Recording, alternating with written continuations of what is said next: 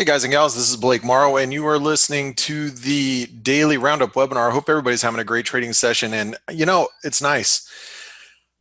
I know it's just my ForexAnalytix family right now, and it's not a bunch of random people. So it's great. I can say poop, crap, buttocks, and get away with it now. Isn't that awesome? All right. Jokes aside. Let's take a look at some of these markets really quick. First and foremost, this Aussie move was ridiculous. We weren't sure if it was like a fat finger move or during the fix, during a fix, but man, this move was ridiculous. And what it did though is it actually put a lot of downside pressure on. I want to point out the Euro Aussie. You know, I'm a little bummed out because I missed it. But notice it went out and it stopped out all these short or all these longs, right? People that were building long positions, put their stops below the lows, stop those people out, and then pop right back up. That to me is obviously very dangerous. I mean, it's dangerous in the sense that your stops are can just get taken like that. But overall, I'm still very bullish the Euro Aussie. I'm actually trying to bid for it right now on a dip. I missed it earlier, and I'm like, okay, I just been increasing my bid ever since, and haven't been able to take advantage of owning it. Your question might be, well, Blake, if you bought it now, it's still cheaper than it was 3 hours ago or 4 hours ago, which is a true statement. But I don't want to get stuck in a situation where you buy it here and then we take another dip before a rally. So, I'm just trying to get hit on a bid, and I'm not sure if I'm going to be able to, but I'm trying, because overall, this is a risk-off currency, and I believe that, stocks are trading very heavy. I believe they're going to continue to trade heavy, and therefore, I believe the Euro Aussie is going to be well bid as a result. But let's stop and talk about the stock market. So here we are in equities, and let me delete this inverted head and shoulder pattern setup that we had. So I just want to get rid of that for now. What you'll notice here is we have support here. So my assumption is below this, let's just call it 2465. You can here, let me set an alarm on that real quick. We get below that, and that's going to be quite a bearish event for equities, because you have a lot of people that are just trying to buy the dip and thinking there's still some flows coming through, and that type of situation. I believe that the Euro Aussie, or excuse me, the S&P will come under some pressure on a breakdown below that. All right. I look at the euro. I have some euro longs. My cost average is at 38 and it's at 28. So I am a little frustrated because it just isn't moving. I mean, it's been here literally all since I've been awake. I mean, I bought it down here around this candle, 7 hours ago, and here we are still just kind of consolidating. But I do think we're in a pennant. As I tweeted out earlier, I believe trading the dollar is a little difficult right now. And I can make the argument that I could make the argument that I'm a dollar bull, and I can also make an argument that I'm a dollar bear. So right now I'm just trying to trade the fringes of what I think is a pattern that's setting up. Like in this case, it would be a bullish pennant, but I may be wrong. I mean, the fact of the matter is the euro could break through this support, and next thing you know, we're trading down at the 618 at 108 and a quarter. So I'm not being very aggressive. Okay, I'm not being very aggressive. I'm being more just light and keeping position sizes reduced, because when it comes to the dollar, I really don't know how to play it. Now, one of the pairs that I'm really keeping an eye on right now is the euro pound, and let me show you the reason why. The euro pound, let's look at the daily chart.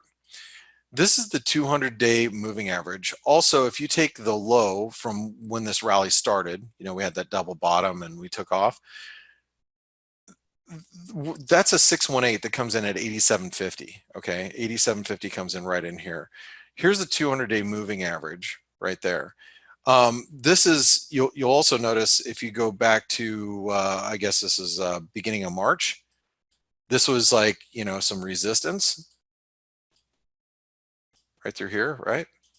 So because that was resistance, and that's the 200-day moving average, and it's a 618, what I call that is triple confluence, right? So there's triple confluence of support. Doesn't guarantee that it's going to bounce from there, but it's got higher probabilities for me when I see a triple confluence of levels that I think we're going to, hold. So therefore, I want to be a buyer of the euro pound, especially, hopefully I'll get some today, but realistically, it's going to happen in European trade like tomorrow. So that's what I'm thinking with the euro pound, and that's why I'm more focused on these cross rates than I am with the dollar, because I just don't know. I'm not sure if the dollar is going to continue to strengthen as stocks go down from a funding standpoint, and I'm not 100% sure that the dollar is going to be, if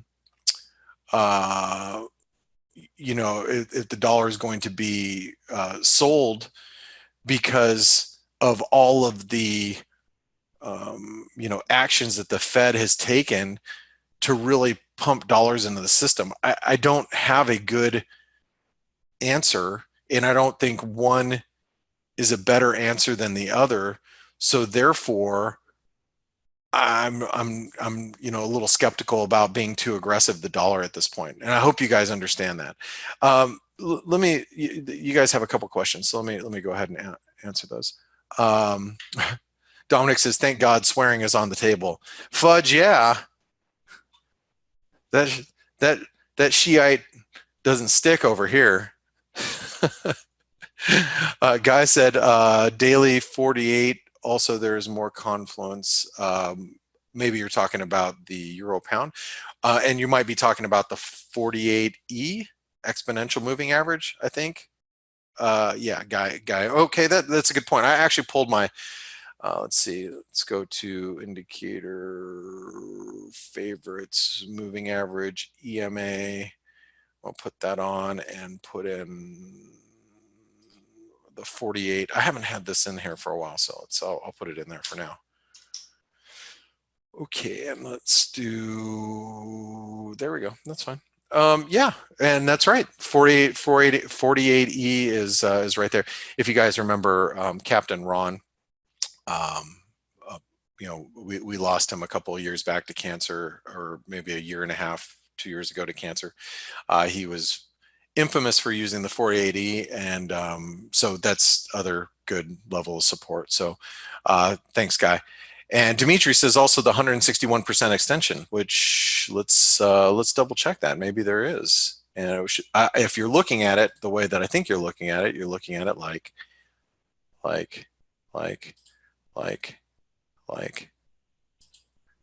wow. Yeah, 127. Yeah, 161% extension. So thank you guys for your input. So look, I guess what we're staring at here is maybe a quadruple, maybe 5 different confluences really coming in at these levels. So again, those are reasons for me to be able to pick up the euro pound if we drop towards 87.50 and feel confident about it. Does that mean that I'm going to, if I'm going to get long, I'm going to, go long, 3 million euro pound or 10 million euro pound? No, probably not. You know what I mean? It's not in this environment, but it's good enough for me to start, sticking my neck out.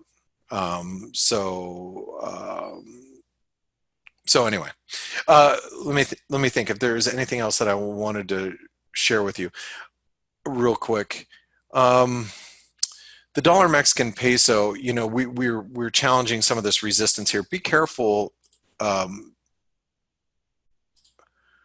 right here, a little false breakout above the 618.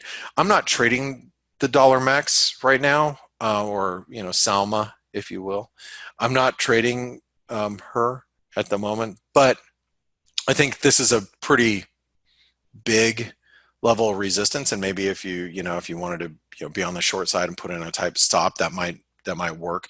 The risk is that stocks are so weak that we could rip higher as stocks are weak. There's one other thing. I'm just so irritated with myself. I had an order to buy the US dollar Norwegian krona overnight at 10:30. 10.3000. It was a 618. It's been in there for like two days or so. And actually, if you read this analysis for the last couple of days, where's the US dollar Norwegian krona on the basic technical analysis?